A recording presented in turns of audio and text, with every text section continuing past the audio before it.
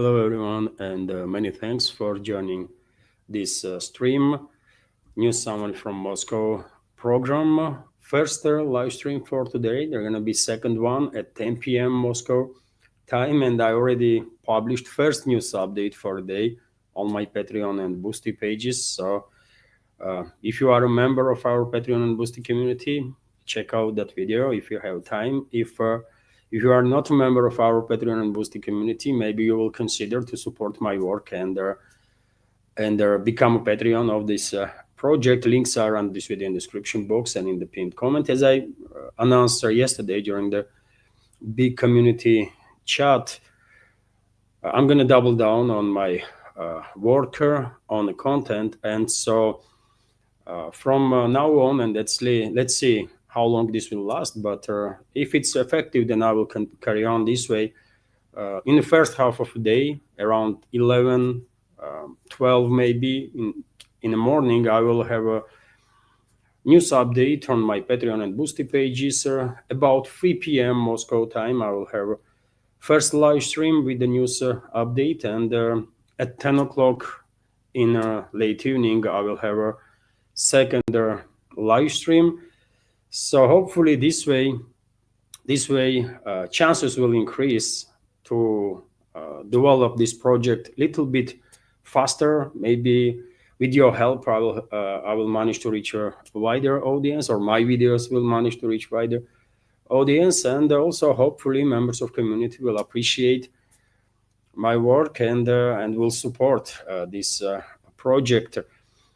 That's been said, dear friends. As always, first I will go with the news segment, and there is a lot to unpack. A lot is happening, of course. And after news segment, I will join community chat for a little while. And if you have a question or the comment that you want to be highlighted during the question time, please use capital letters in your commentary, or you can send it either with the super chat feature on my Rumble channel. I'm streaming on both channels, YouTube and Rumble. So you can use super chat feature on Rumble, or rant as it's called there.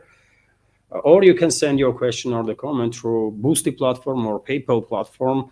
You will support my work, and same time you will send the question. All the links are on this video in the description box and in the pinned comment. And well, that's been said, dear friends, let's start news segment itself now. And even though, of course, Middle East is making headlines all over the world, understandably so, I will start with the special military operation and this crisis or proxy war that West is waging against Russia. And the first report is from RIA Novosti, which is based on Russian Defense Ministry's morning update about work of air defense systems at night time from 11 p.m. yesterday to 7 a.m. this morning. And according to Defense Ministry, 103 drones were intercepted by air defense systems that were launched by Western-backed terrorist regime of Zelensky with assistance of NATO countries, of course. I can give you specifics. 40 drones were intercepted over the Crimea, 26 drones over the Astrakhan region, 19 over Black Sea, 14 in the Rostov region, 2 in Sea of Azov, over the Sea of Azov, 1 each in the Belgorod region and Kalmykia. Quite a wider range of when it comes to geography of this relatively large-scale attack, deep strike attempt at least by NATO and their proxy terrorist regime. Unfortunately, as a result of these strikes, according to reports that I see on different Telegram channels in Russian segment, there was energy infrastructure that was damaged in Feodosia city in Crimea. Some videos are circulating about it. Maybe later on, either Defense Ministry or some other state institutions will share some additional information on that. And of course, I will report about it during the second live stream today at 10 p.m. No reports about casualties, dear friends. That's the main thing, of course, that at least for this moment, there are no reports about casualties as a result of this attack. Also, TASS News Agency is reporting, based on Defense Ministry's update, that Russian armed forces liberated Borovskaya Andreevka settlement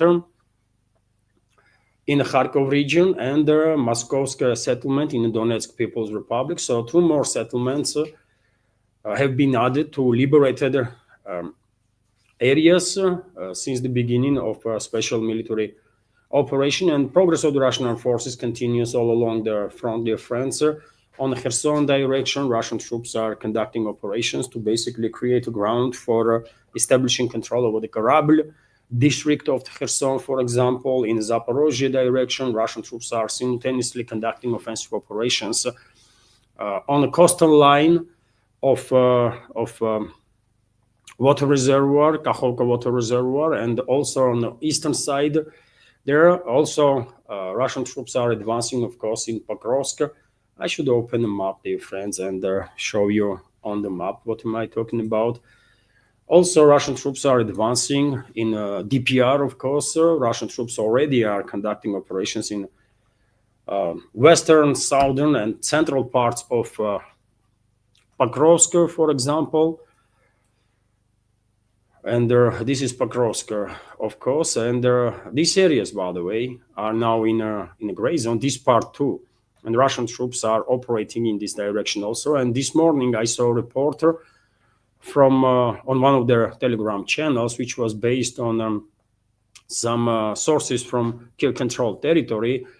And according to that reporter, a local garrison of Kiev regime is already in a desperate situation, and they're demanding more and more support from Kiev, additional reinforcements, because they are struggling to maintain their defensive lines in the city. Russian troops simultaneously advancing in the Mirnograd direction. Russian troops are conducting offensive operations in this in direction of this most southern districts. Kazatskaya settlement, Valagan settlement already in a gray zone, and clearing operation is underway. According to some reports, these settlements already are under Russian control, actually, and forward units of the Russian armed forces conducting operations.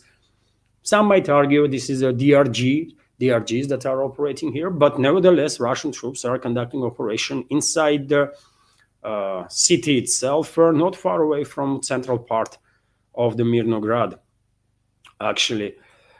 And I mentioned earlier, dear friends, Karabil district in the Kherson direction. Let me show you the area that I'm talking about. So this is, of course, Kherson sector and Kherson city that you see on your screen right now. And this is Karabil district. Russian troops established control over most of the islands, and there are dozens and dozens of islands on the Dnieper Delta. And preparations are underway to establish control over the Karabil districts first, and then I guess after Karabil district is under full Russian control, this area here, then Russian troops will move inside the main part of the Kherson, I guess. Also, dear friends, Russian troops further advancing in Konstantinovka, in the Konstantinovka direction, and I can show you some videos, by the way. Russian Air Force is working very hard, very actively to eliminate points of concentration of enemy forces. And I believe I do have a video of massive strike on the Konstantinovka, on the point of deployment of enemy forces in the Konstantinovka with FAB 3000 bomb. Entire block, basically, where these enemy forces were concentrated, were wiped out as a result of single strike. Just look at the video, dear friend. So let's start from the beginning. So just look how massive their explosion is, man. It's if anyone can survive by chance this kind of strike, most definitely their survival gonna have a heavy concussion. 100%, by the way. Can you imagine change in pressure at in radius of, I don't know, 300 meters from their place of explosion? This is massive ordnance. Glide bombs, actually. These are glide bombs that are quite often deployed, FAB 3000s. More often, of course, it's a FAB 500s that are used by Russian Air Forces, but sometimes there is strongholds that are, I guess, need like bigger power to be eliminated, and in that case, these FAB 3000s are deployed. So Russian troops are conducting offensive operations in Constantinople direction also, and number of sources are reporting that Russian troops are DRGs or forward units, but already are conducting operations in a city vicinity too. In Seversk direction, Russian troops continue to move forward from southern side. Kuzminovka settlement is being cleared from enemy forces, for example, and it's only a matter of time before Russian troops will establish control over the Zvanovka and Svato-Pokrovskaya settlement, southern flank of Seversk itself. And today, a number of sources reported about further progress of the Russian armed forces inside the Yampol settlement. If you remember, I was reporting earlier about the presence of the Russian armed forces in Yampol settlement, basically in between of Seversk and Liman, and we can see it on the map, dear friends. So this is Seversk, eastern side of this sector, and this is Liman on the northern-western side, and this is Yampol, almost exactly in the middle, right? And already for several weeks, at least, we are receiving reports about presence of the Russian armed forces in Yampol settlement, and today reports are coming in about significant progress of the Russian armed forces inside this settlement. And as you can see, almost entire northern part of this relatively large village, relatively large settlement, is in a gray zone now, which means that Russian troops are present there, and they're conducting clearing operation. Also, dear friends, Russian troops are advancing in the Kharkov direction, and for example, as I already reported, the settlement of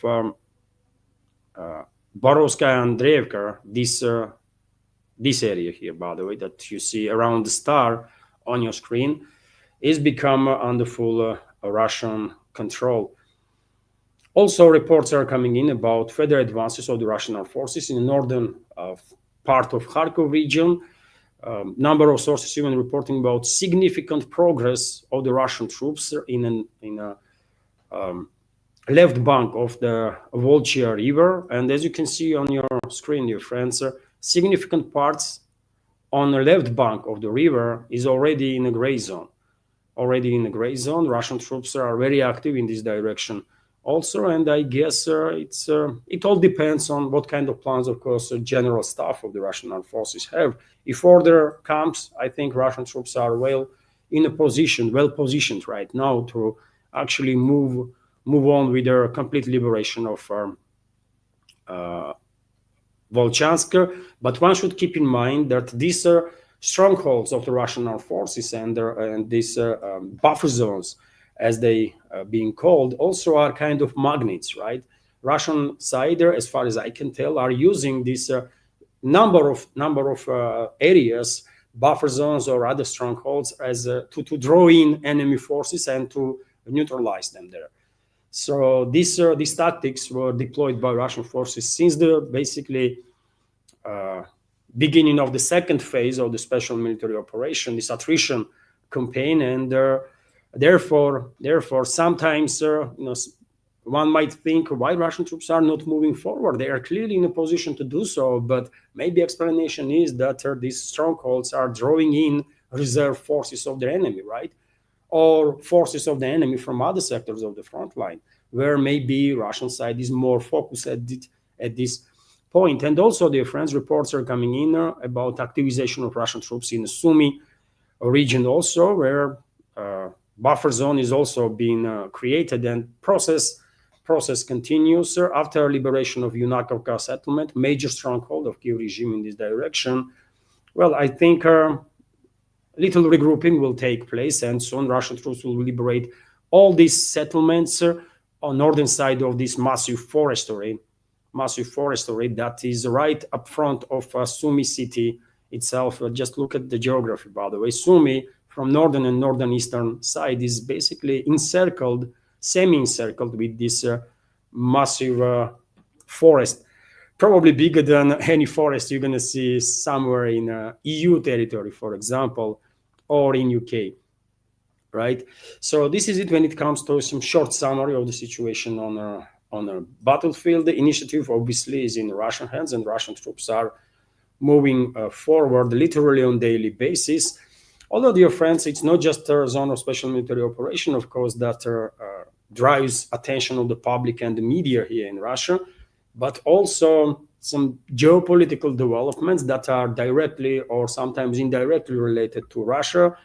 Special military operation, this proxy war that West is waging against Russia, and the topic of Tomahawk is still in the headlines, this time around because Trump spoke about it, US president, and we have this report, for example, from RT about it, that Ukraine to get Tomahawks if war not settled there. Trump basically threatened Russia, or one might say try to blackmail Russia. So US President Donald Trump has said he might talk to his Russian counterpart, Vladimir Putin, about the possibility of sending long-range Tomahawk missiles to Kiev. He did not elaborate on whether he has made a decision already. And he said this speaking to reporters on Sunday. I believe he made the statement while being on a Air Force One and while he was flying towards Israel, where he is right now, and probably before I end this stream, he will leave for Egypt. But like half an hour ago, he was still in Israeli Knesset, local parliament there. So Trump stressed that Ukraine would like to have Tomahawks, but he would discuss that with Putin. And this is quote, I might say, look, if this war is not going to get settled, I'm going to send them Tomahawks, he said. And by the way, we all know what is the Russian position in regards to this Tomahawk missiles. I give you some additional statements that press spokesman of the Russian president, Dmitry Peskov, made just a couple of hours ago, reacting to this yet another threat from Trump. But before that, let me give you audio of Trump's statement itself and share your opinion, what you will make of it. So this is the audio.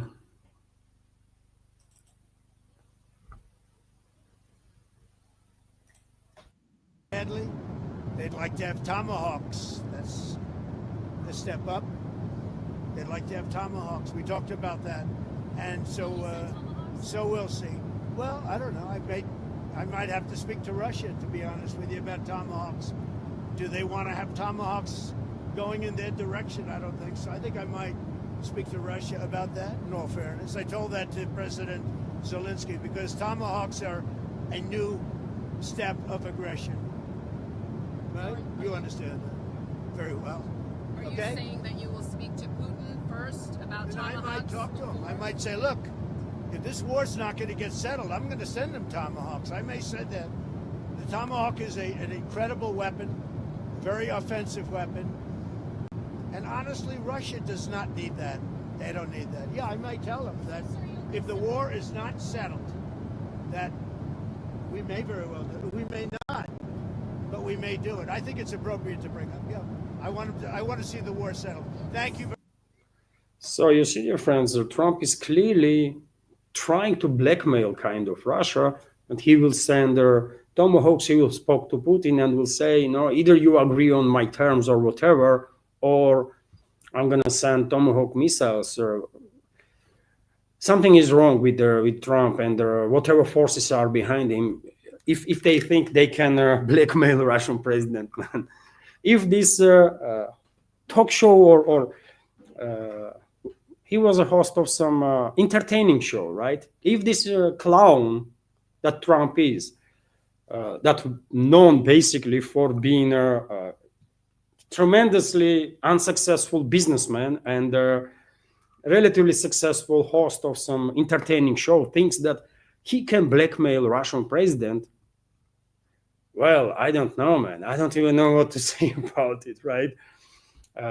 Clearly, Trump and their whatever forces are behind him have no freaking idea with whom they are dealing. And they are talking about Russian president and Russian leadership in general. But Trump himself is clear there, isn't it, that he gonna try to blackmail Russian president anyways, right?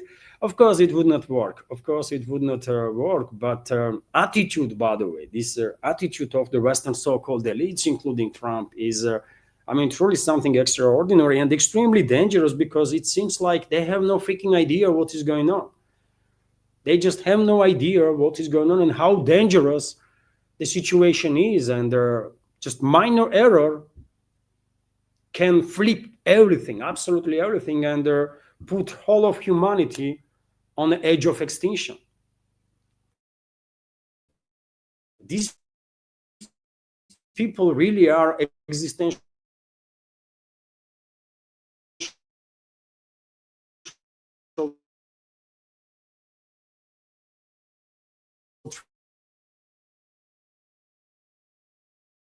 threat for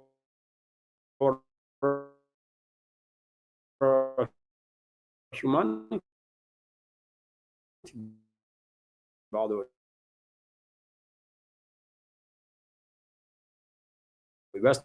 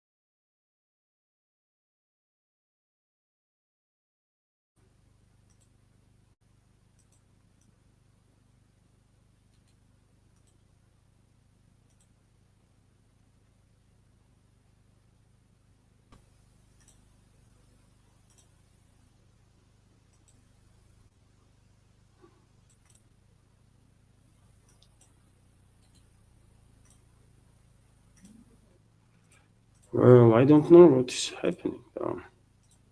Am I online? I am back.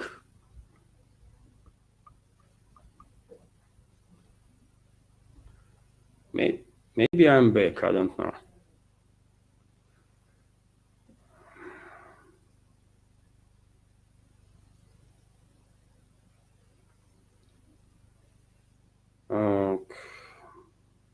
Well, I don't know what's happening. What? I'm online. Oh, really? I am back. Sorry, dear friends. Sorry, dear friends. There was some technical error there, and I have no, no idea what happened there, right? For a couple of minutes, everything just froze. I guess either StreamYard is overloaded or my notebook. But hopefully Stream is okay right now, and I will continue with the news. My apologies for this technical error. So as you did listen, dear friends, there in a Trump statement, he was clearly attempting or saying that he's going to attempt to blackmail Russia. This would not work, of course, but let's see if he will call Russian president first, because maybe he did not actually meant what he said. And the press spokesman of the Russian president said that there are no clear agreements regarding to phone conversation between Russian President Vladimir Putin and US President Donald Trump at this point. But he also pointed out that such a phone conversation can be arranged in a short time, right? And then after that, Peskov went to say basically that when it comes to Tomahawk missiles, all this story may end badly for everybody. So let me give you statements of Peskov. Earlier, by the way, yesterday, he was also asked to comment about Tomahawks, and he said that Russia very seriously takes this issue because Tomahawk missiles are nuclear-capable missiles, and Russian intelligence already a year and a half, 2 years ago were reporting about attempts or certain preparations on the side of Kiev regime and its NATO backers to come up with some dirty bombs, right? And there was articles about it, statements about it, and so on, right? And where is the guarantees that with assistance of NATO countries, Kiev regime not actually going to build dirty bombs, so-called, or basic atomic bomb with a low yield, 3, 5, potentially even 10 kilotons, and then put this device into Tomahawk missile and launch it?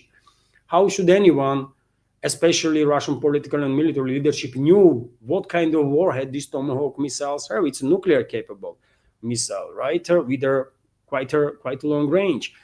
So Peskov already said that Moscow is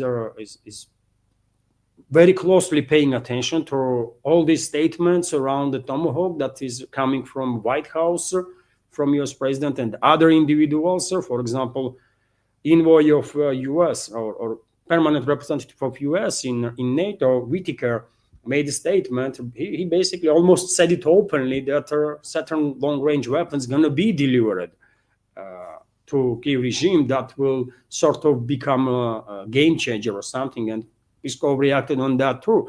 But today we have another statement from Peskov. Let me give you details on that. So launching Tomahawk missiles will require the participation of American specialists, so the possible delivery of these missiles to Kiev could end badly. Russian Presidential Press Secretary Dmitry Peskov said at the briefing, and we have quote here, indeed, handling such complex missiles like the Tomahawk will, one way or another, require the participation of American specialists. This is an obvious fact. This is what Medvedev stated in his statement.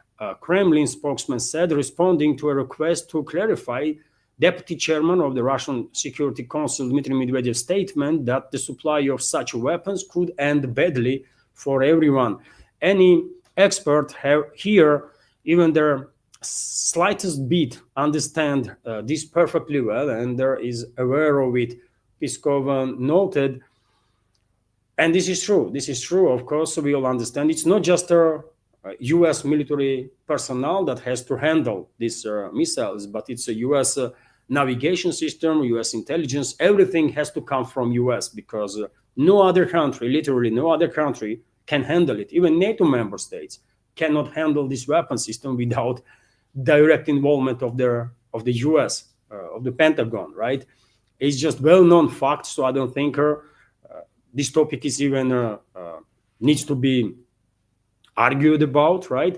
And when it comes to statements of Medvedev, by the way, that Peskov was commenting there, well, Medvedev today, deputy chairman of the Russian Security Council, Dmitry Medvedev, went to comment on all this topic of Tomahawk deliveries and Trump's threats. And let me read you what he wrote. So Trump said that if the president of Russia does not resolve the Ukrainian conflict, then it will end badly for him, threatening for their threatening for the 101st time, basically 101st time. Dmitry Medvedev is trolling here Trump, basically, because I mean, how many times Trump actually threatened Russia? Like 100 times, 101st time. Who counted? If the business peacemaker is talking about the tomahawks, he is referring to Trump. Then there perhaps phrase is incorrect. The delivery of these missiles could end badly for everyone, and first and foremost for Trump himself, Medvedev wrote. It has been said 100 times in a way even understandable to their star-spangled uncle that it is impossible to distinguish nuclear tomahawk from conventional ones in flight. Their launch will not be carried out by Banderite Kiev, but by the US. Read Trump. How should Russia respond? Medvedev is asking, and then he's answering exactly. One can only hope that this is another empty threat caused by prolonged negotiations with the cocaine-added clown. He's referring to Zelensky now, like sending nuclear submarines closer to Russia. Well, you know how it goes. A submarine surfaced in the steppes of Ukraine, and Medvedev shared this picture that you see on your screen right now, submarine in a field of sunflower. You remember when Trump threatened once that he directed some 2 nuclear submarines closer to Russian shores and stuff like that, which was crazy, of course, and everyone laughed about, because U.S. nuclear submarines are always out in the ocean, right? At least several of them, right? Nuclear capable submarines, and same is Russian nuclear submarines. There is at least several nuclear submarines with intercontinental ballistic missiles that are armed with multiple nuclear warheads. They always are in certain areas in the ocean to launch those missiles if order comes, right?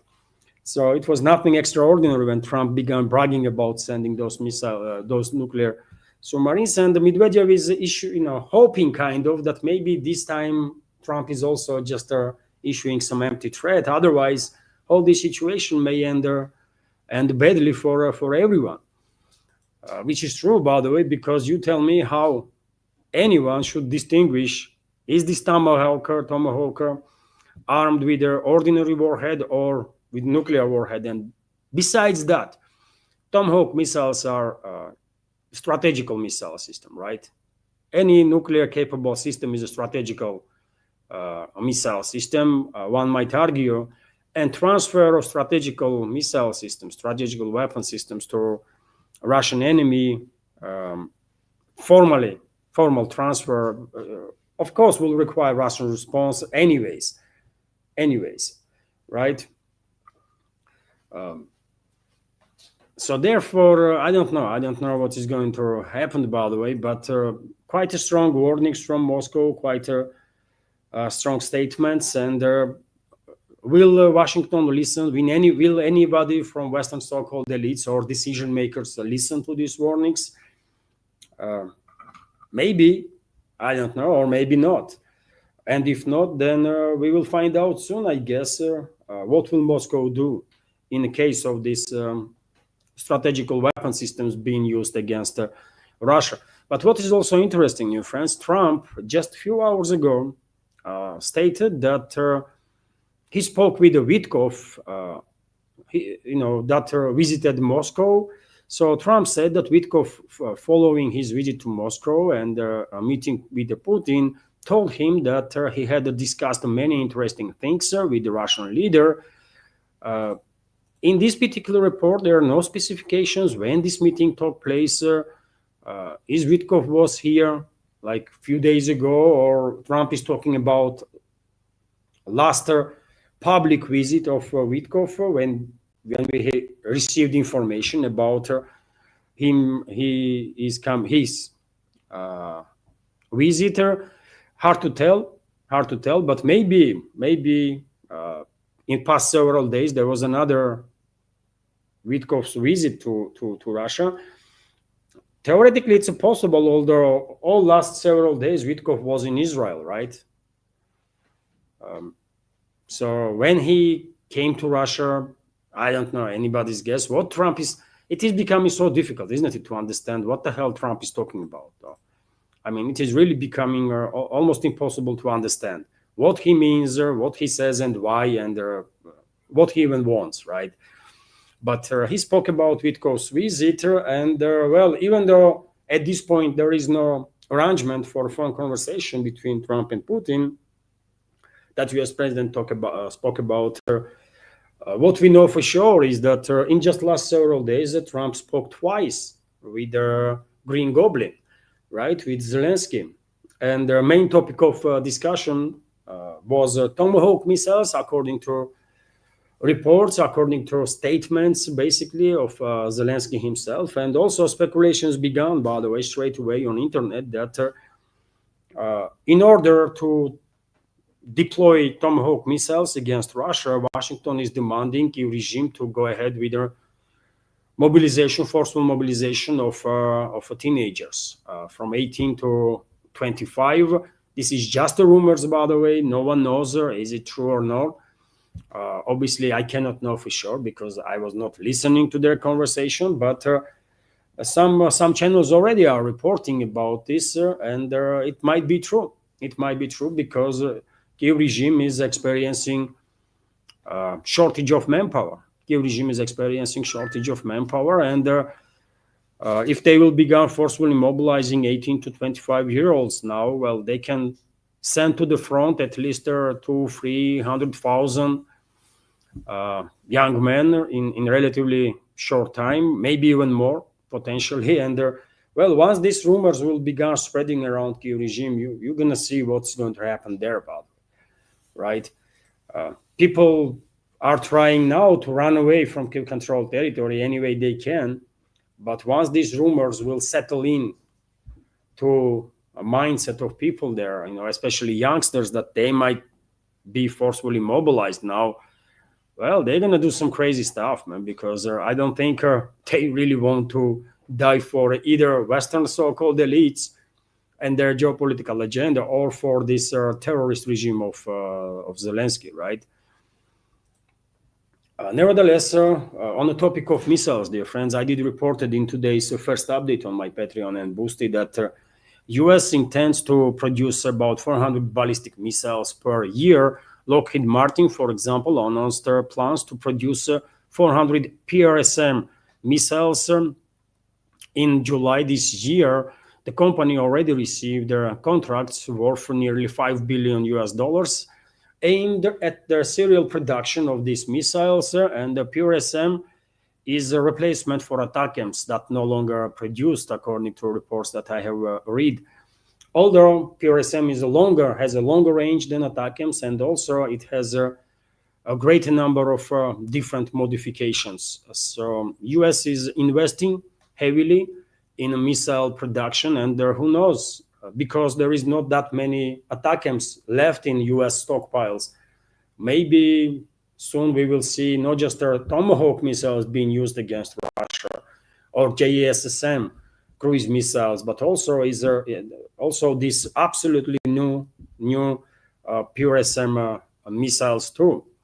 Seems like transformation of Trump's administration into Biden 2.0 is complete, and now US is again falling in this proxy war against Russia.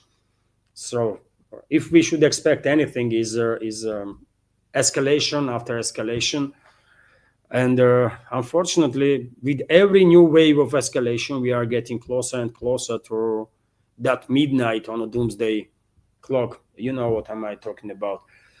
And well, US, when it comes to US's hostility, yesterday I did report to dear friends about article in Financial Times that for the last several months, US was actively engaged in all these attacks on Russian, and all these strikes deep into Russian territory, including on energy facilities.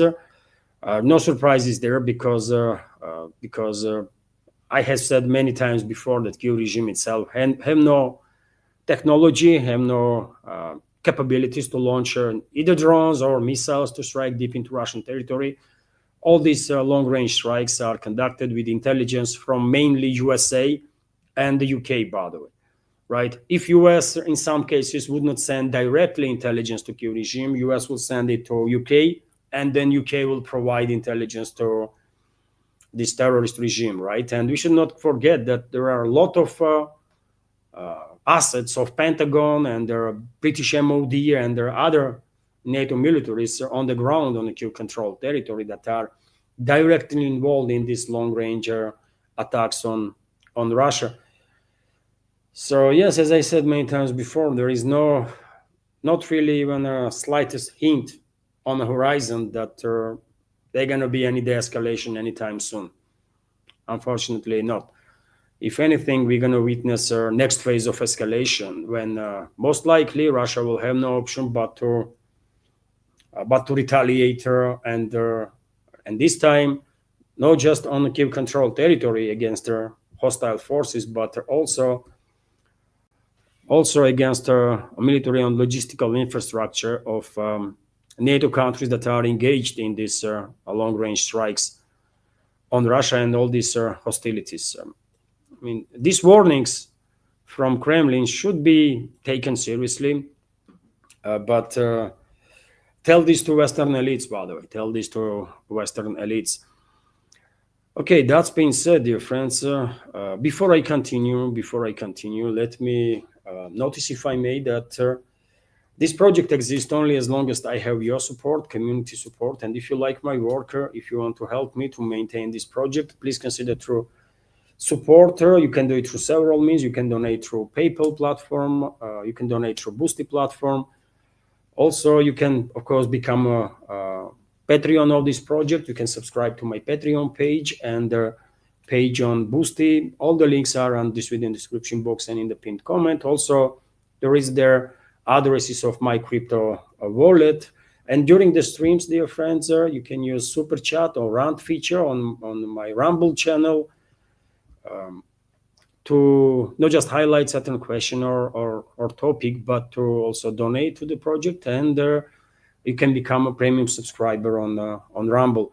And as I already said, I'm streaming simultaneously on YouTube and Rumble channel always. So that's been said, dear friends. Many thanks, of course, to everyone who already helped and continues to support. And I will continue with some more news now. And as I said, a lot is happening. And for example, Middle East, of course, we cannot avoid topic of Middle East.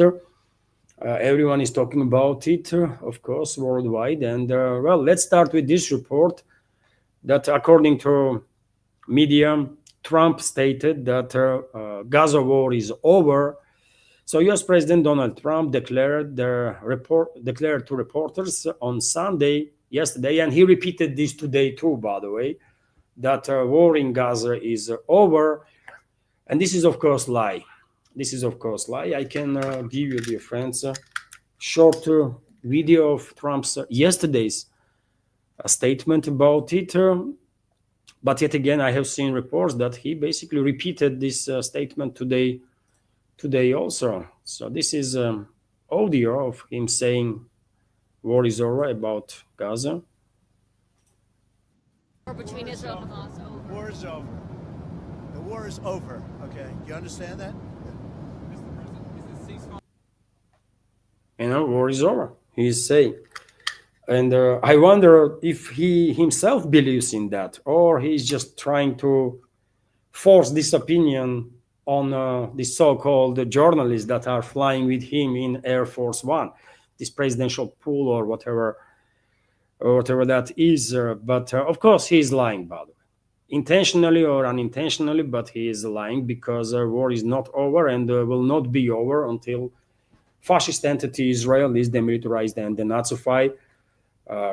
Israeli regime indoctrinated in fascist ideology, majority of Israel, they're not going to stop killing people, by the way. And already today, you see reports on about threats from, for example, settlers, that they're gonna begin hunting down Palestinians if IDF stops conducting military operations. So you think these elements gonna stop killing people anytime soon without undergoing process of denazification? They're not gonna stop, by the way. It's just not possible, and that's why I said from the very beginning, when Trump made announcement of this 20-point so-called plan, peace plan, that this is a deception. This is deception operation. Once all Israeli hostages are released, and it is released, they all are released, by the way. All living hostages were in hands of Hamas were released today, and I think it's only a matter of days now, maximum week or two, right? And Israeli secret services, with the assistance of U.S. CIA, British MI6, will orchestrate some false flag operation. They will blame this on Palestine, and they will resume hostilities, and they will try to do it as fast as possible, because can you imagine what kind of revelations world gonna see if even ceasefire, by the way, even this partial ceasefire will continue for let's say months or two, when people will go back to these ruined towns and cities in Gaza Strip and began clearing the territory. Can you imagine how many bodies of killed people they're gonna find there?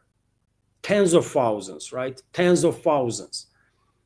After all, even Western medical journal Lancet, by the way, made a claim that as a result of Israeli actions, probably 200,000 to 300,000 people have been killed in Palestine. And there are other reports too, by the way, also reports that are coming from the West, from the Western institutions, that actual casualty number can reach 500 to 600,000. So can you imagine what will be unveiled to this world once, if ceasefire will continue, and Palestinians will get opportunity, and humanitarian organizations to go in and begin clearing the area, right, from all this rubble. Tens of thousands of people are buried in under that rubble, right? And to avoid, that's why I'm saying, of course, Israeli regime will try to avoid war to see that horror, right, that they cause. And therefore, this is going to be one of the additional reasons why I think Israeli regime, with the assistance of US and UK, first of all, will go ahead with the false flag operation as soon as possible, and they will blame that false flag operation. It's going to be a terrorist attack or something like that, right? They're going to blame Palestinians, and they will resume military operations. They got their hostages right back.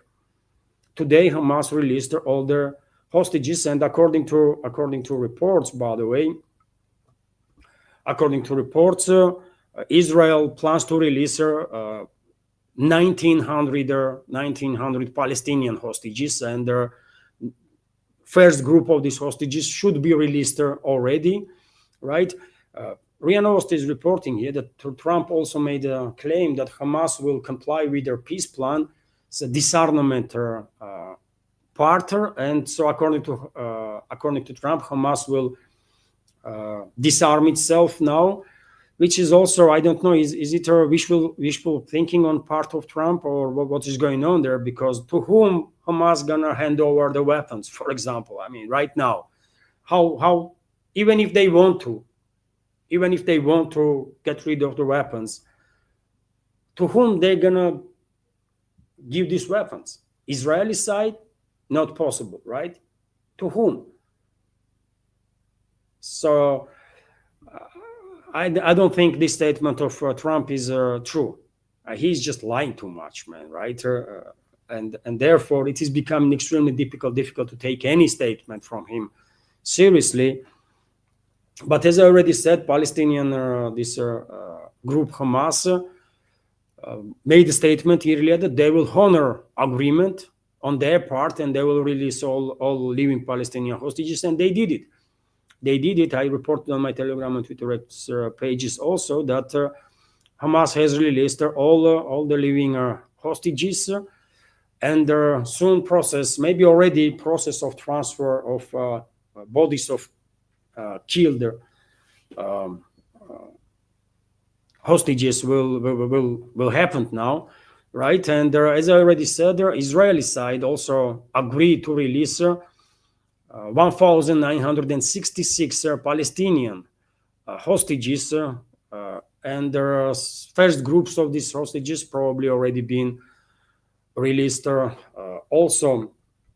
But yet again, Israel has its hostages back, and now it's only a matter of days, maximum several weeks, and I'm afraid Israeli regime, with assistance of US and UK, first of all, will go ahead with false flag and then resumption of genocide of the Palestinian people. Meanwhile, some media public relations operation is happening in Egypt, by the way, right? Trump will go to Egypt from Israel today, right? And allegedly some 20 countries have confirmed their participation in this so-called peace summit that will take place today in Sharm el-Sheikh, Egyptian resort city. So representatives from at least 20 countries have confirmed their participation in their peace summit to be held in Sharm el-Sheikh on October 13, that is today. This was announced by the office of Egyptian President Abdel Fattah el-Sisi. The summit is expected to be attended by the leaders and high-ranking representatives from Azerbaijan, Armenia, Bahrain, United Kingdom, Hungary, Greece, India, Indonesia, Japan, Jordan, Spain, Italy, Cyprus, Kuwait, United Arab Emirates, Oman, Pakistan, Turkey, United States, France, and Germany. Oh, no Japan there, by the way, Jordan. I misspoke there. Maybe Japan will also send someone, I don't know. So delegations from these countries gonna participate allegedly into this so-called peace summit, which has nothing to do with a long-lasting peace. Actually, it's just media operation, which is a part of deception operation that the Israeli regime, a US regime, and UK regimes are engaged in right now and orchestrating, right? That's what it is. Also in this so-called peace summit, Secretary General of UN supposed to play some role, also President of European Council and Secretary General of the Arab League. Okay, let's see. But I'm very skeptical, by the way. I'm really very skeptical, unfortunately, due to absence of any trust into either Israeli regime or regime in US or in UK, by the way, right? Main allies of Israeli fascists, due to absence of any trust. Therefore, I don't think we're gonna see peace in the Middle East anytime soon, and until this fascist entity Israel is demilitarized and denazified. I mean, that's my personal take. You might agree with me, you might not, but that's what I think, because realistically, I don't think fascists can stop killing people. I don't think that is a possibility. Either fascists have to undergo denazification process and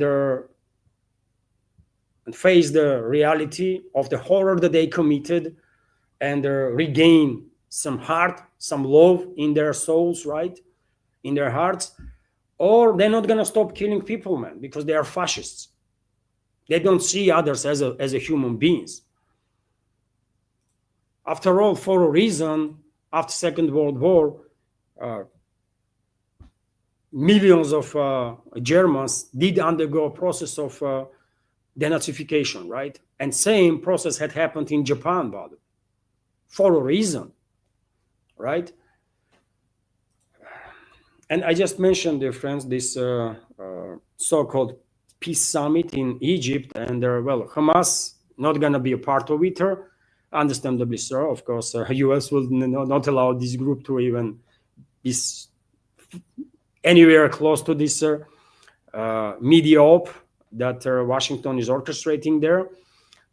Also, Iran not going to be part of it. Iran was invited, and Iran is not going to be part of it. And even Israel, by the way, will not send its representatives. Netanyahu stated today, while talking to Trump, that there is some religious celebration in Judaism today, right? And therefore he cannot go. Okay. But yes, Israel would not be presented, at least on the level of prime minister. TASS news agency is also reporting that, Trump, after ordering basically Pakistan to escalate with Afghanistan, now he's saying that he is ready to bring peace between the two. I mean, this world is wild, man, really. So US President Donald Trump stated that he believes he can resolve their ongoing military conflict between Pakistan and Afghanistan. We have a quote here from him. I hear there is a war now going between Pakistan and Afghanistan. You know, I am doing another one because I'm good at solving wars. The US leader told reporters the White House later released footage of their conversation. And, yet again, Trump clearly has no freaking idea what a skirmishes is, what the difference is between skirmishes and war, right? There is no war between Pakistan and Afghanistan. When it comes to borderline skirmishes and some attacks on each other, this kind of stuff happens every now and then. Literally every 2-3 months there are some incidents, right? There is a border between the sides that are not that needs to undergo demarcation process, right? Until sides are not recognizing a border, always going to be some trouble there. But when it comes to this latest escalation, I think this is all due to US. I'm 100% convinced, by the way, that this escalation that was initiated by Pakistan as a result of Pakistani airstrikes on Kabul, where allegedly Pakistani Taliban leader was killed as a result of this airstrike. I think this escalation was due to orders from Washington, right, to come up with some sort of trouble in Afghanistan, so that then US will get engaged, to try at least to get engaged, and then use this opportunity to negotiate with Afghanistan terms on which US will regain control over the Bagram air base. And this is not happening, by the way. Just a few days ago, while being in Moscow, Foreign Minister of Afghanistan stated that Kabul in no circumstances will allow US militaries to go back to Afghanistani soil, right? And a few days after that statement, Pakistan began escalating, right? Pakistan began airstrikes on Afghanistan, and they're escalating, right? And the Afghans responded, by the way. Now different rumors are circulating on internet, different statements are coming from Islamabad and Afghanistan and Kabul about casualties on both sides. Afghanistani side is claiming that more than 50 Pakistani militaries were neutralized. Pakistan claims that this is not true, and it's Afghanistani side that suffered heavy losses. And also Pakistan is claiming that they managed to establish control over their 19 border posts of Afghanistan. I'm not there, so obviously I cannot know what is the truth, but there is clearly some fog of war there, right? And all this due to US's involvement. But whenever US is engaged somewhere in anything, it never ends good, by the way. It's never ends well, right? Historically speaking, whenever US is engaged in something, maybe with a very few exceptions, since the foundation of this country, by the way, US, there is always trouble. You see US somewhere, it's a trouble, by the way, right? in history, maybe there was one or two or three occasions since the foundation of this country when U.S. plays some positive role, and the rest is all destruction, mass killing, crimes against humanity, terrorism. That's what U.S. is known for worldwide, right? Real talk, by the way, real talk. And in this particular case, I'm 100% convinced Pakistan escalated with Afghanistan under the influence of Washington, 100%. And you will see, by the way, Trump's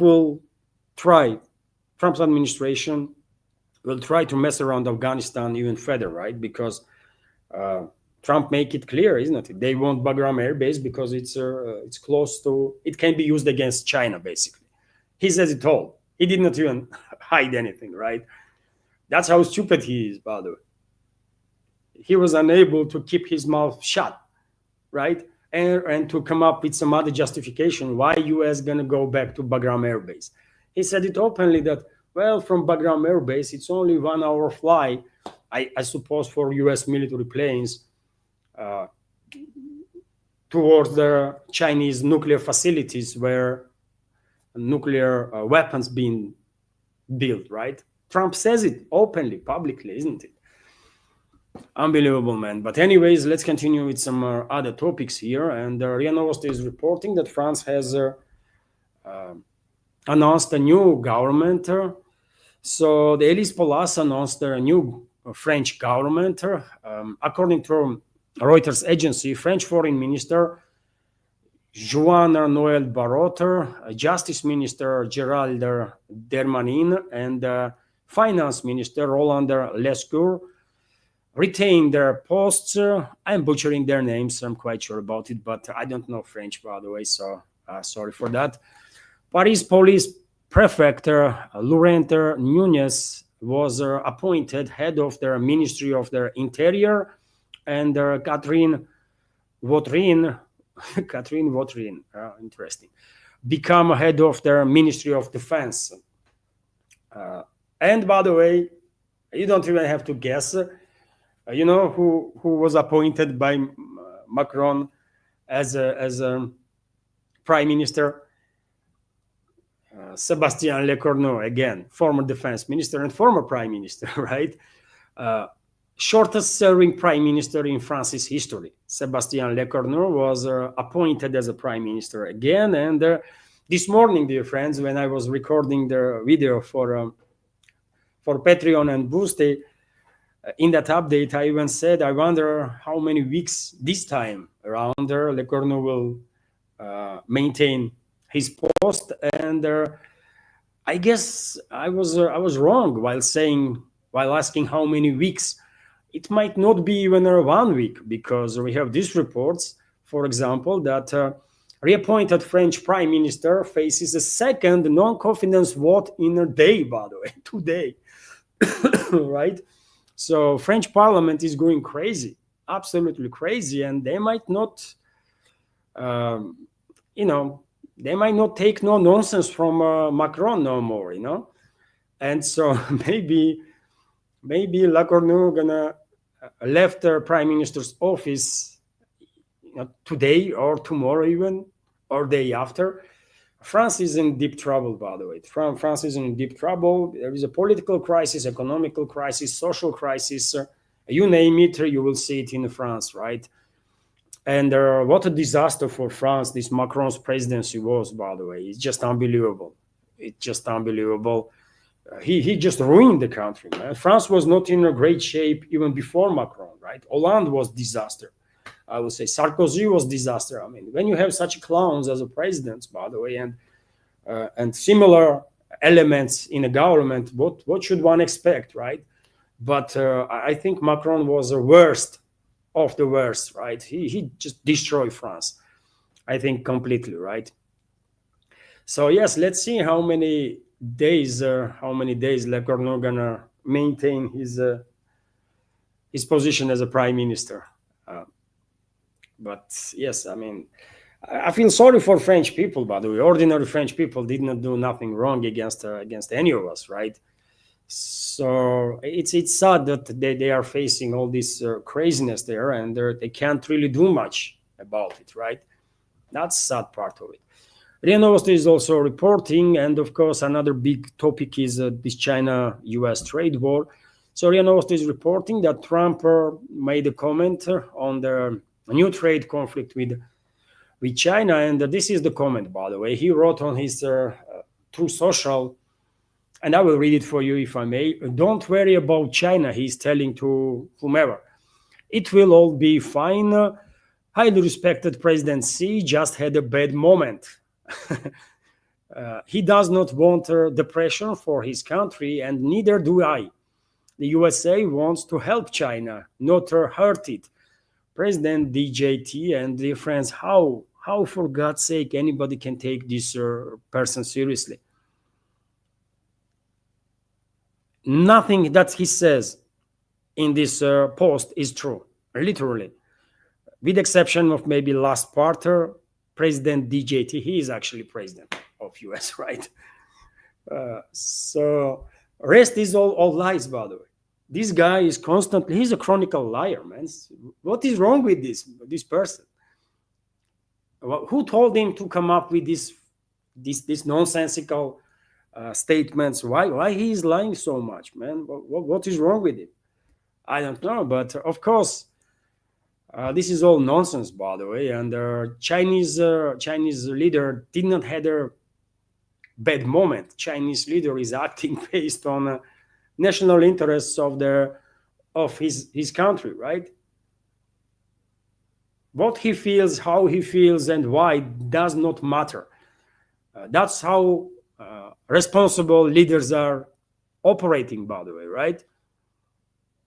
And before China made its steps to counter US trade war, I mean, there was very significant calculations done, right?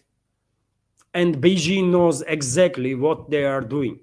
This is not some emotional decision on part of Chinese leader to impose certain restrictions on exports of the rare earth, right?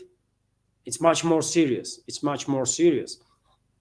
And dear friends, Trump already threatened China with 100% tariffs, right? From 1st of November. And maybe this is his trade negotiation tactic or something. I cannot know.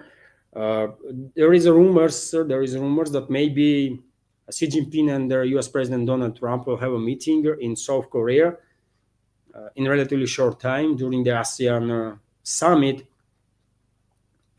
And maybe Trump stated that he's going to impose 100% tariffs to feel like he is in a stronger position with China, right, before that meeting. But he miscalculated again. His team miscalculated again, because before very 1st of November, just in about a few days' time, I guess China will come up with the statement that they're going to impose 100% tariffs also on the US imports, right? And who is going to be in a stronger position during those possible negotiations in South Korea then? So these people that are formally or that are pulling the strings still in the West, by the way, do not understand reality. They are struggling to acknowledge that they are no longer sole dominant force in this world. They cannot dictate to other countries, at least to all other countries, right? They might dictate to some, but not to all other countries what to do, when, and how. And they're definitely in no position to dictate to India anything, and New Delhi just put US in its place, right? What happened after US imposed 50% tariffs and threatened with almost everything? What India did? Nothing. They just continue to do business as usual, by the way, right? And if US is unable to force India to submission, how can anybody think that they can force to submission China, by the way, with when Chinese economy is actually bigger than US's economy, not just bigger than Indian economy or Russian economy or Russian and India economy combined, but bigger than if you add US economy too, right? And some might say, well, you know what, based on GDP, US economy is still number one. No, man, no. GDP is a total nonsense, right? US economy, in US economy, these stock markets and these Silicon Valleys, they have almost 50% of the GDP, right?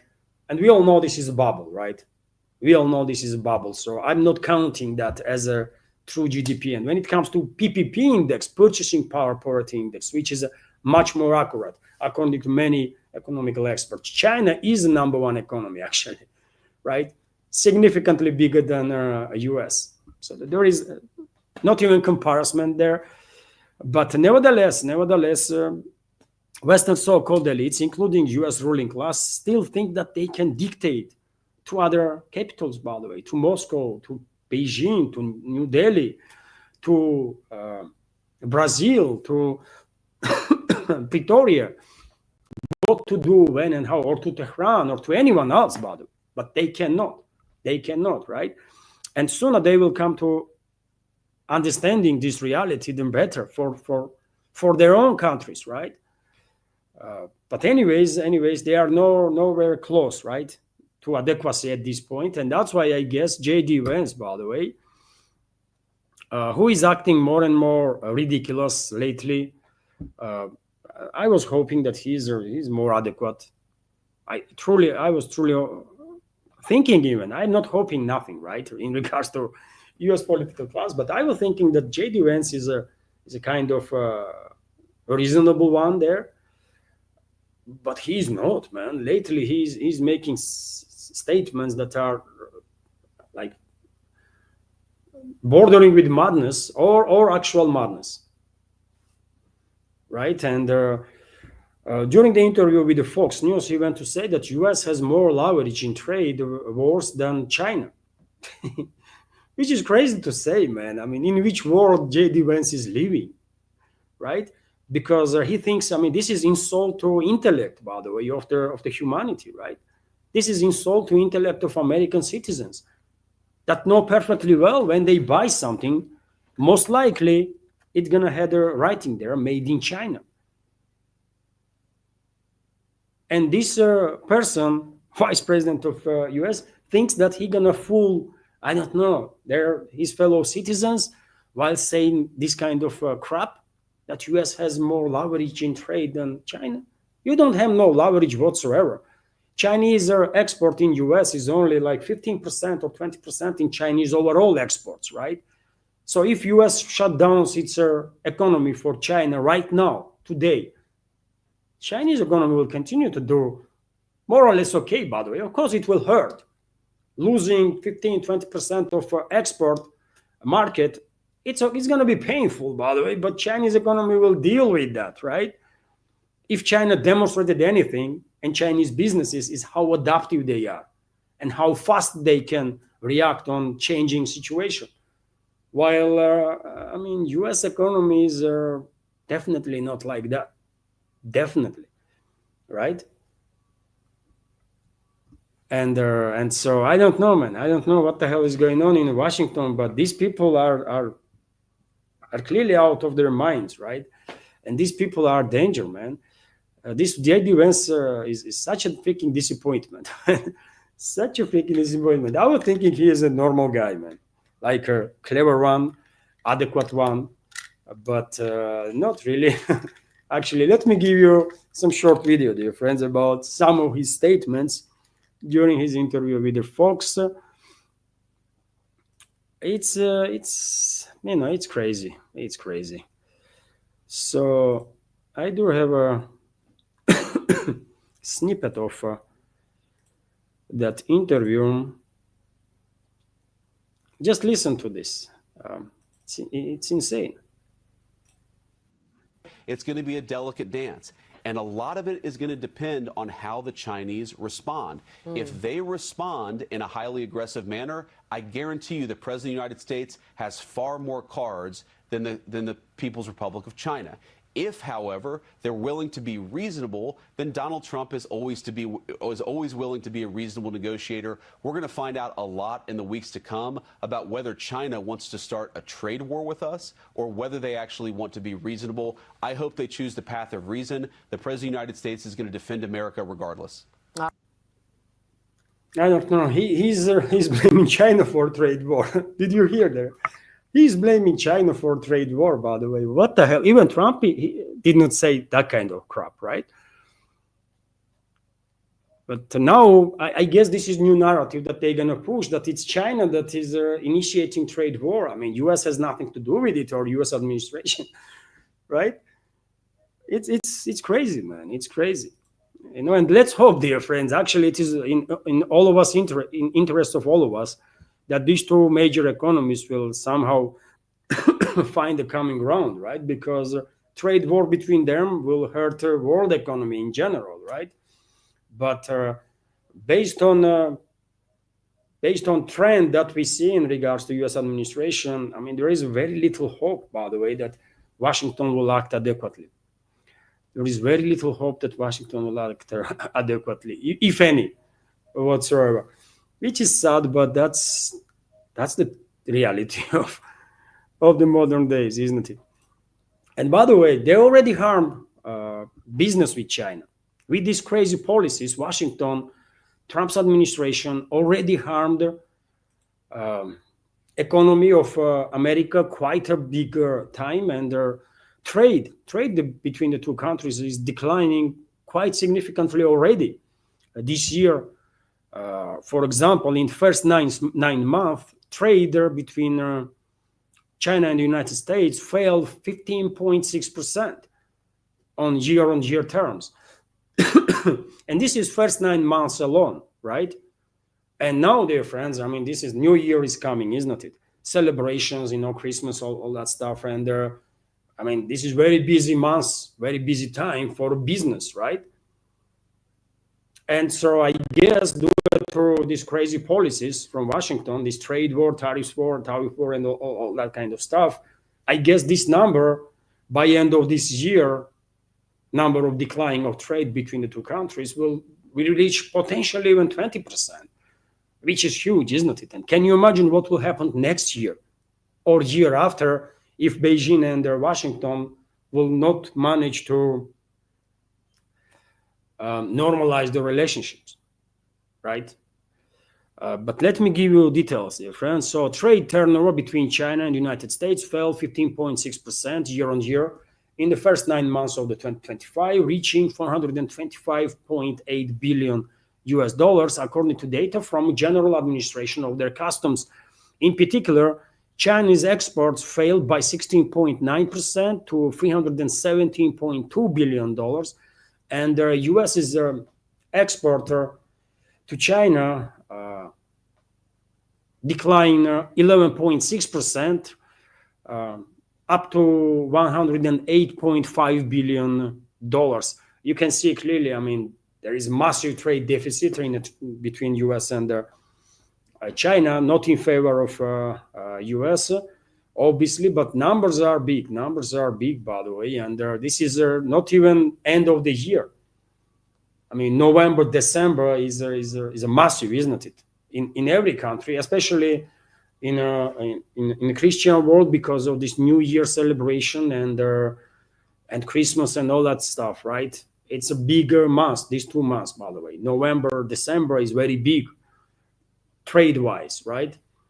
And if in first 9 months trade dropped 15.6%, I guess towards the end of December, this number definitely gonna reach 20%. And if US not act, if US leadership would not act adequately, they might actually, completely destroy economical relationships with the US, which will hurt American economy, American consumers much bigger way than China. Because yet again, for China, US market is like 15-20%. I mean, no big deal really, right? They can survive. Losing that, it will hurt, but they will survive. But for US, by the way, Chinese imports are like 50% of their consumers' market. 50%, right? It's a massive.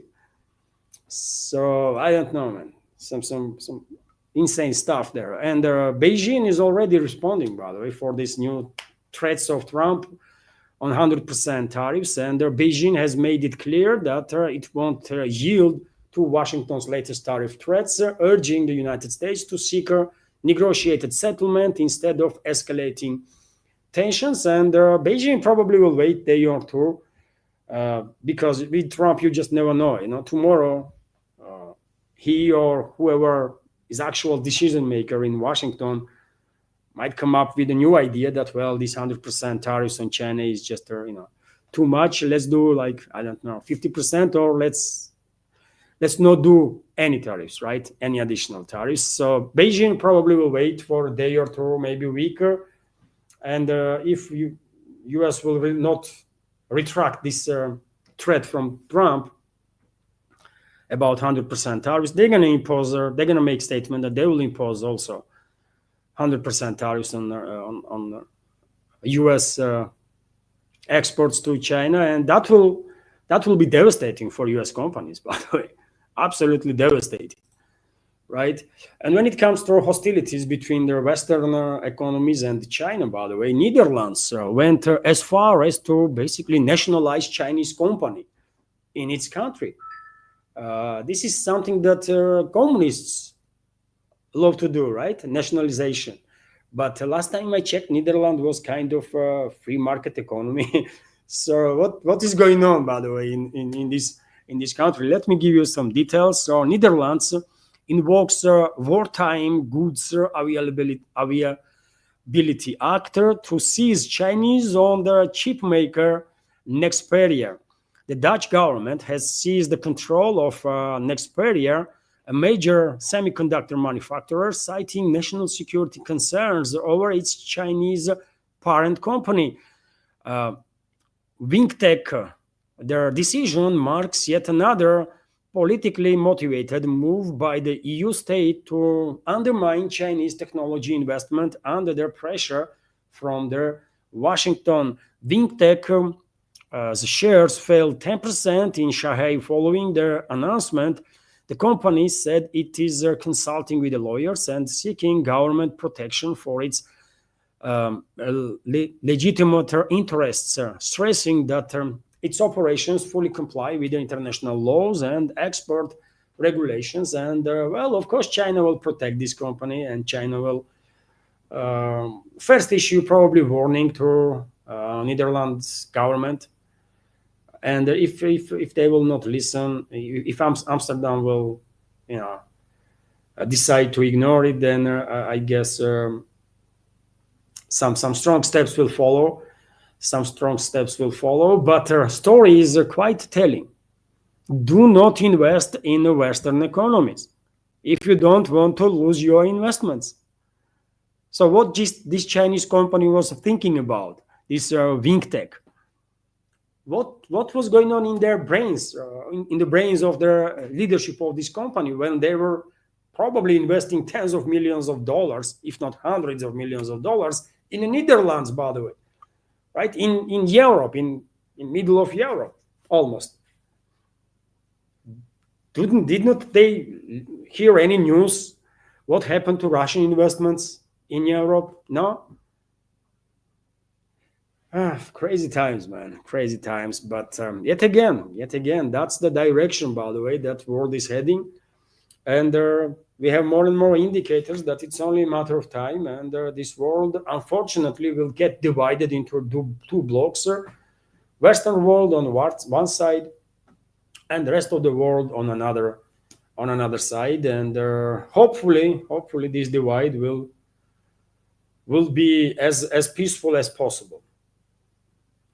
Because Western elites are out of control, and they might actually trigger extinction level event literally at any day, right?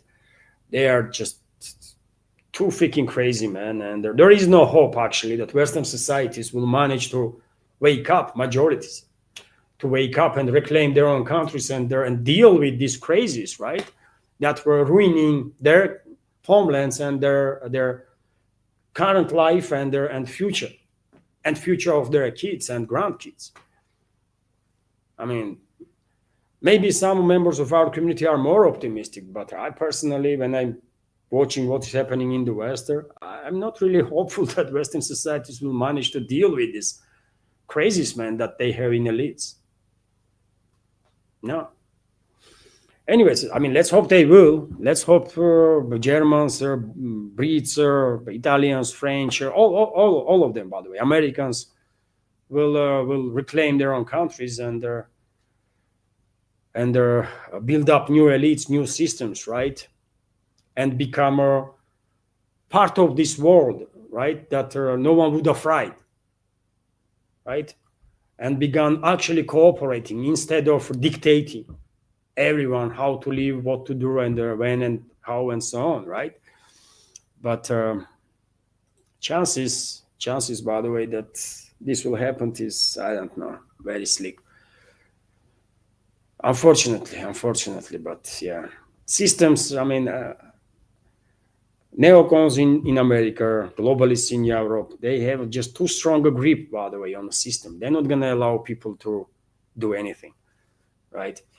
And I will end new segment, dear friends, on this quite interesting news. I think that despite the sanctions and the extremely negative relationships between Germany and Russia, and this is all due to crazy policies of the Berlin, approximately 1,400 German companies still continue to do business here in Russian Federation. This information is coming from Bild, by the way, German media outlet, right? Probably they know what they're writing about, right? And in 2024, these companies had a turnover of 20 billion euros. So they're making quite a good buck, actually, while maintaining their presence on the Russian market. And they are justifying, when asked, most of them are justifying their decision to stay one way or another on the Russian market with a responsibility to employees. And this is a good justification, by the way. And it's not just a responsibility to employees, but also a responsibility to consumers, which is no any less important, right? And that's why I'm saying all the companies, all the Western companies that find the ways to stay on the Russian market, either by creating new brands, right? Or in some other ways, but ones that find a way to stay on the Russian market, be loyal to employees, be loyal to consumers, they should be always welcome. But companies that left Russia and then began making some freaking political statements, those companies should never ever allowed back into Russian Federation, because they portray their employees, they portray Russian consumers, and they do not deserve any respect or trust, period. But information is quite interesting, isn't it? I know, by the way, Western companies are still here because I see them, right? Some of them have different names. They rebranded themselves, right? They are using some tricks, right, to stay on this market. But some of them are here, so I'm not too surprised. But it is good to know that these companies are in hundreds and thousands, actually, if you add all the Western companies, right? Not just from Germany, but from France and UK and the US and Italy and so on, which is good, by the way, which is good, Western crazy political class should not be allowed to destroy relationships between the businesses or between the people, right? And this is it for today's news segment, dear friends. Hopefully you interesting, and if so, please click that like button and leave some commentary. This might help to deal with the algorithm and reach wider audience. I remind you, dear friends, that this evening at 10 o'clock I will have a second live stream with all the additional news that will be reported during the day from now to 10 p.m. And if you will have a time, join the stream. It's going to be interesting, by the way. I'll try to prepare interesting update for you. And because there was no super chat, there was no questions from PayPal or Boosty, no donations there. I will join community chat for a little while straight away, and then I will begin preparing next news update. By the way, time to time updating my pages on Telegram and Twitter. Subscribe if you are not subscribed, dear friends. All my Telegram and Twitter X pages. Links also are under this video in description box, and will be after live stream in the pinned comment on YouTube. And so let me join the chat now, and I see comment from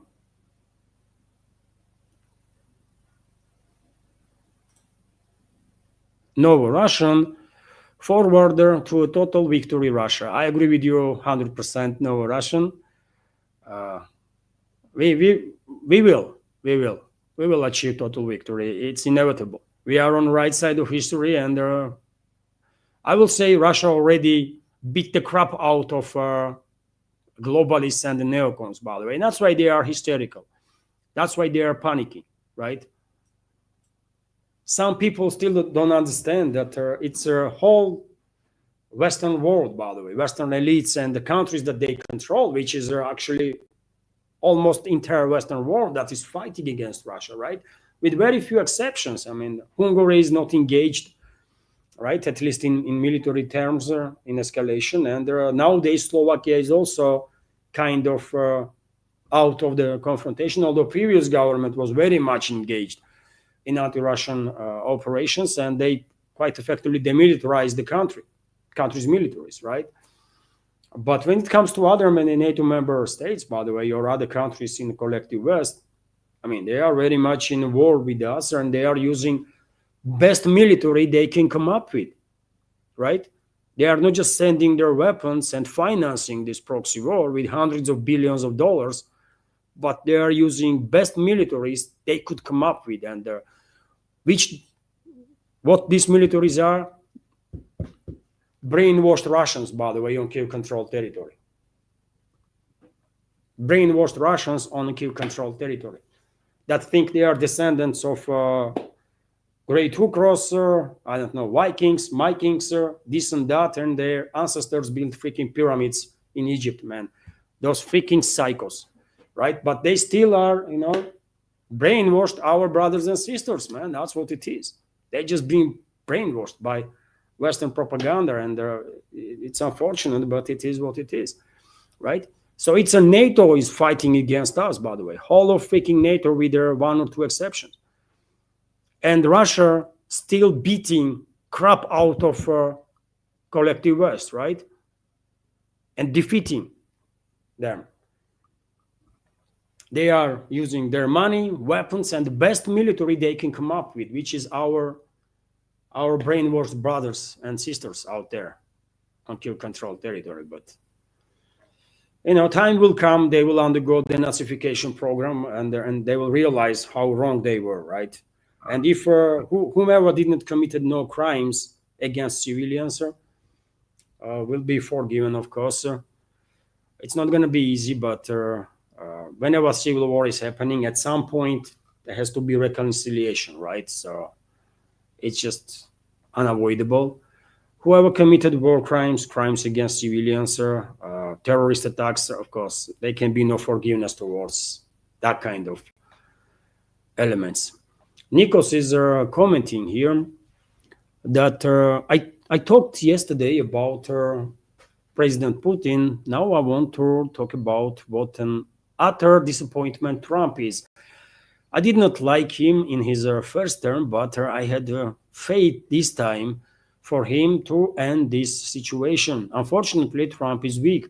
You should also watch out for J.D. Vance. I never liked this arrogant prick, and he and his wife are responsible for the problems and the encirclement of India. Thank you for sharing, Nikos. Well, I mean, what can I say? This is your opinion, and I absolutely understand what you are talking about. I don't know what role J.D. Vance's wife plays in hostilities between US and India. Maybe she plays some role. I don't know. She is Indian, isn't it? And why would she play negative role there? I mean, she should have some positive sentiments towards her historical homeland, isn't it? But you never know. I mean, people are different, right? But well, Trump is, Trump is a disappointment for many. By the way, you are not alone. America First people, I guess at this point, most of America First people are disappointed in Trump beyond belief, right? And when it comes to JD Vance, I said it today, and many times before in my updates that I mean, for last couple of months he's acting just too crazy.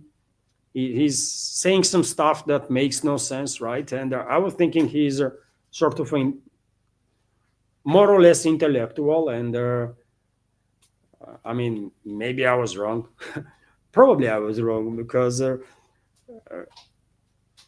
if he was intellectual and had a dignity, he wouldn't say stuff that he's saying. So,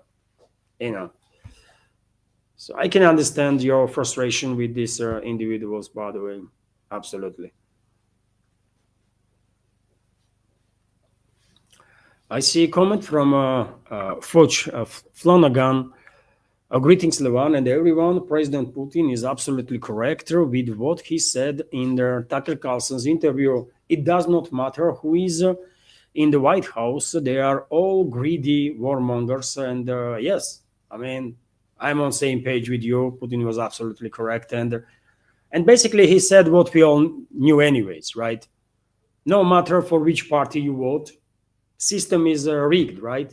System is rigged. System is built to serve certain groups of interests, right? Influential groups of interest, not the people of America. And this is the case in all Western countries, by the way. All Western countries. Interest of their citizen not being counted. No one cares about it, right? And that's why I'm saying that until societies in the West will somehow, by some miracle, I don't know, will manage to reclaim their own countries, and that is neutralizing this corrupt system, rigged system, build a new one, and renew elites. Until that day, Western elites and the Western systems just cannot be trusted, period. It is what it is.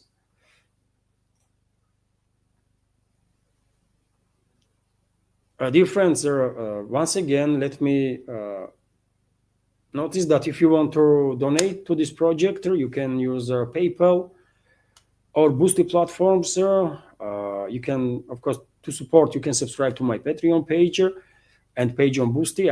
I published first update today there on those channels. And this one, my second update. And I will have third one at 10 p.m. in the evening. This new schedule going to be, something extraordinary, by the way. I wonder how I will feel Friday. Probably like complete zombie, but I'm gonna try, by the way. Hopefully this schedule will help to fast track development of the project. Maybe this will help, I don't know, but I'm trying. And also, dear friends, you can use, of course, crypto wallet to support and the super chat and on Rumble or Rant feature. And also you can become a premium subscriber, by the way, on Rumble. 167 members are online on YouTube right now. Unfortunately, I cannot see Rumble data. Maybe some of you will decide to subscribe to my Patreon page. That will be great support, of course. And subscription on Patreon monthly subscription starts from $5. And I mean, it's a $5, by the way, like cup of coffee, right? Do I deserve a cup of coffee once in a month for all the work that I do? Anyways, let's continue. And Kate Stone is commenting, I was watching Trump's speech in Israel, absolute lunacy. I take your word, Kate, for that. I did not watch it. I spot some short clips, but I was preparing updates, so I did not have time to watch his speech there. But I guess he went to say some crazy stuff, as he always does. So I take your word for that. Thank you for sharing, Kate.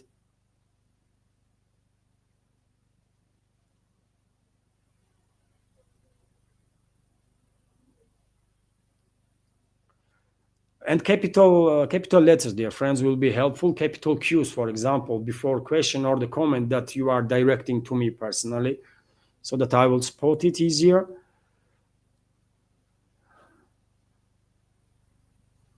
And also, Kate is commenting, the wars in the Middle East are just getting started, in my humble opinion. I agree with you. Unfortunately, I have to agree with you, Kate, again, because as I said quite a few times before, I'm quite sure globalists, neocons, and their Zionist allies want to provoke regional war in the Middle East for different reasons. These groups have different reasons for that, but all of them want to provoke regional war on sectarian and ethnic lines, so that this conflict, regional conflict, will last as long as possible. Right, and I'm afraid there is a high risk that they will succeed in that. There is this high risk because who's gonna stop them? I mean, Russia and China, India, by the way, are engaged in a region, and using their contacts basically to try to keep stability as much as possible. But when you think about what kind of elements are Western so-called elites or globalists or neocons or Zionists, by the way, you know that they are capable of stuff that leadership of Russia, leadership of China, or leadership of India will never sign up for, right? So therefore, there is a very high risk that globalists, neocons, and their allies might succeed with their large-scale de-escalation of the Middle East.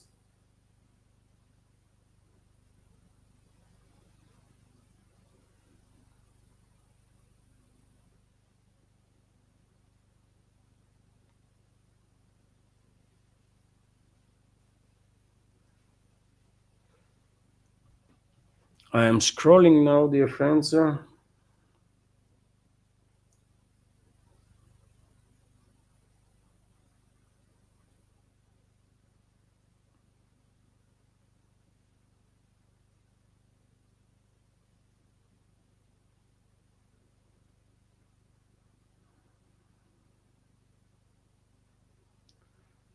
In the news segment itself was 1.5 hours, right? So quite a long update, by the way.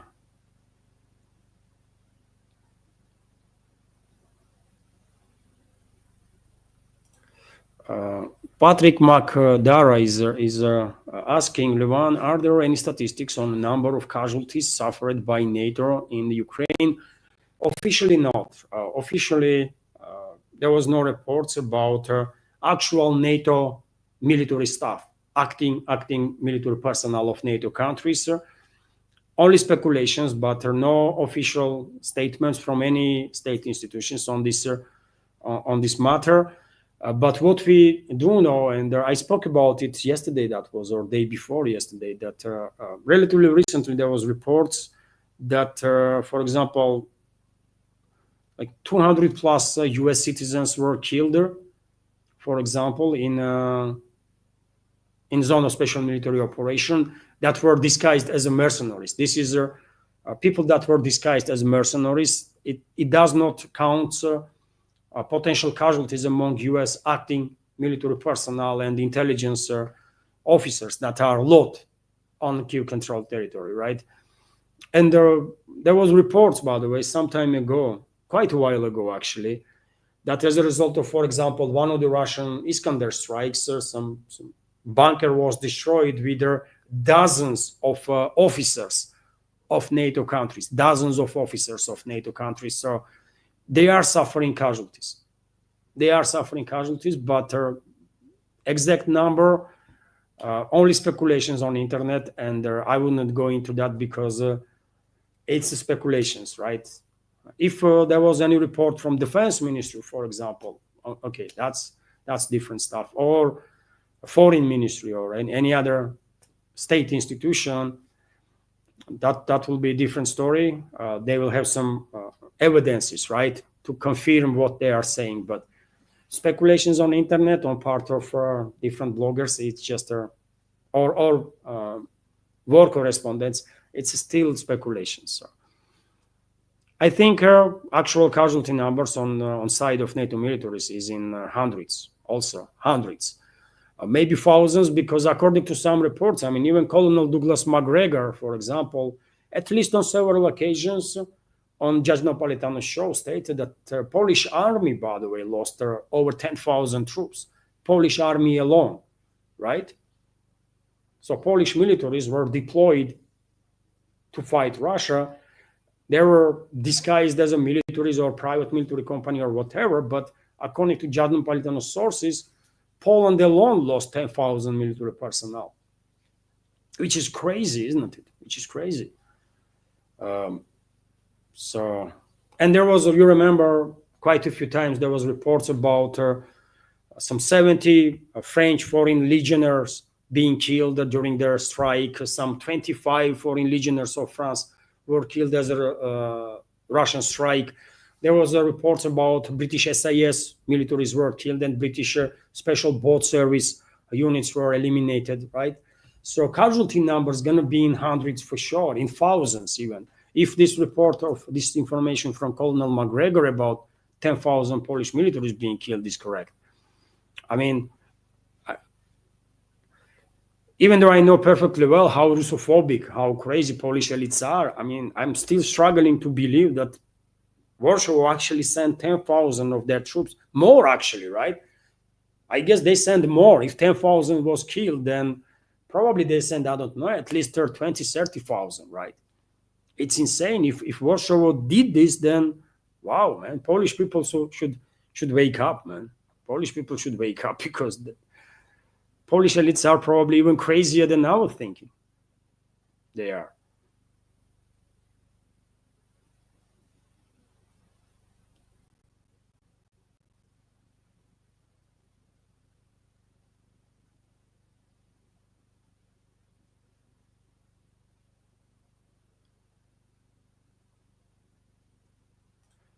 Michael Kennedy is commenting, not all Tomahawks worked even in a Gulf War. Absolutely. Absolutely. This is I mean, let's be real. This is a capable cruise missile. It has its strong and weak sides, as any other weapon system does, right? It's a capable missile system, but it's a subsonic. And so to intercept it under a landscape, by the way, on the European part of Russia, with the exception of, let's say, Caucasus region, landscape is flat mainly, right? It's a flat terrain, usually, steppe area, right? And therefore, I think it's not going to be that difficult for air defense systems to deal with these missiles. But problem is that missiles themselves are strategical weapon systems. They are nuclear capable missiles, right? And therefore, I mean, if Tomahawks are deployed against Russia, then I guess Moscow will have no option but to respond one way or another, but something needs to be done to deter US from further escalation, right? From further deployment of more and more advanced weapon systems against Russia. You see, statements like we are hearing now about unacceptability of deployment of long-range weapon systems, we have heard from Moscow, from number of Russian officials before also, in regards to British Storm Shadow cruise missiles, in regards to French Scalp-EG cruise missiles, in regards to HIMARS multi-launch rocket systems, in regards to ATACMS tactical missiles, and therefore it is difficult to say what Moscow gonna do this time around if Tomahawks are deployed. Actually, Western elites probably think Moscow will do nothing. as Moscow did nothing when Storm Shadows, Scalp PGs, and ATACMS were deployed, right? Or F-16s for that matter, and so on and so on. And because I think Western elites are quite, emboldened, and they're probably assured that Moscow is bluffing in these warning statements, I'm afraid they will go ahead with their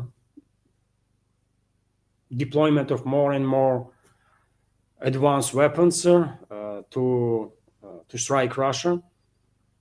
And I think they will go ahead with the next phase of escalation. They will go ahead with their attempt of decapitation strike against Russian political and military leadership. They will do it, by the way. I have no doubts about it. They will try. It's only a matter of it could happen any day, any time, by the way, right now, right? Maybe all this noise that Trump is making around Tomahawks now is just yet another deception operation to cut off guard Russia, that, you know what, we did not yet send those missiles, but we are considering it, and I'm going to talk to Putin, and this and that, while in reality, those missiles probably are already on a Kiev-controlled territory, or in Romania or Poland, maybe in Germany, right? Those missiles have enough range, by the way, to be launched from Germany even, and reach Russia. So,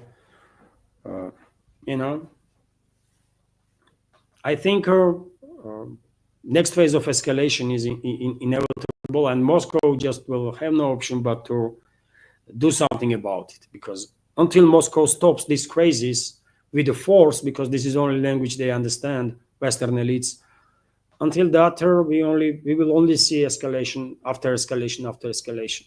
And unfortunately, I am inclined to think that with these restraint policies that Russian leadership was exercising for almost 4 years now,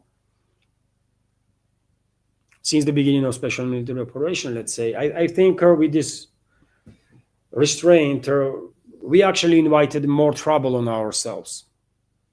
Because, yet again, Western elites understand only one language, and that language is force, period. Restraint, diplomacy, adequacy, cautiousness, this is not stuff that Western elites have any respect towards. No. Force, yes, they do understand force, because that's the language that they use always, right?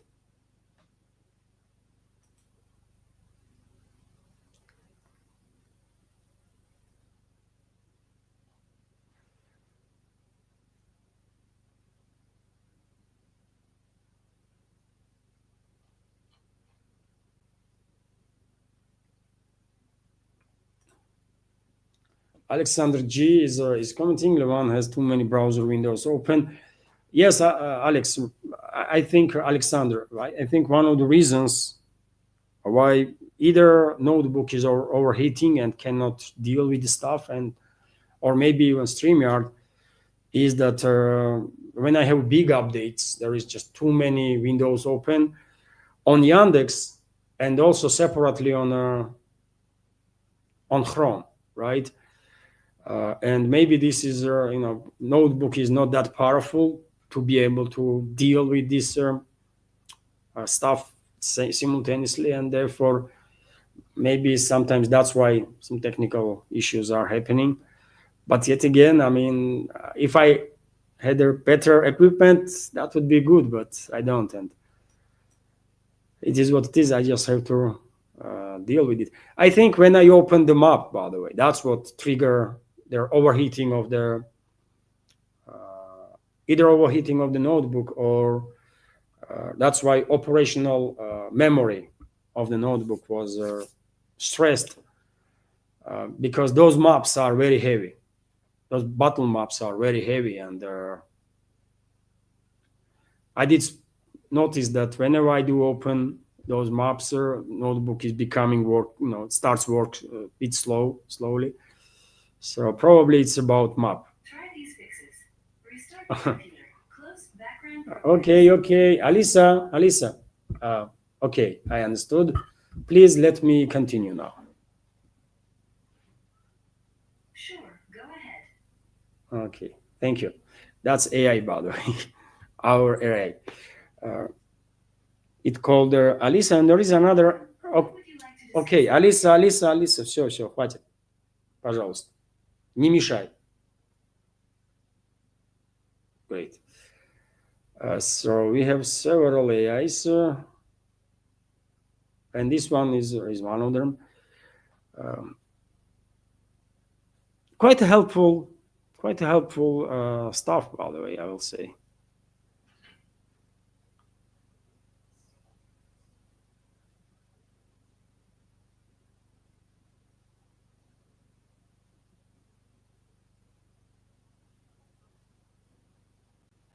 So, dear friends, it's almost 2 hours, and if I may, I will end the live stream now. I'm sure I missed quite a lot of questions, but if I continue, then this live stream will last for another hour.